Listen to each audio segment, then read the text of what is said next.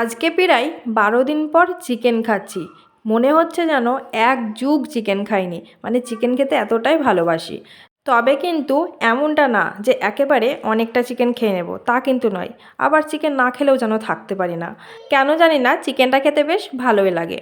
আর এই যে খেতে ইচ্ছে করেছে বলে বাবুও কিন্তু চিকেন নিয়ে চলে এসেছে, আর আমি সেই মতো সমস্ত মশলা রেডি করে দেখো কড়াই বসিয়ে দিয়েছে, আর সাথে সাথে মশলাটা কিন্তু কষিয়েও নিয়েছি।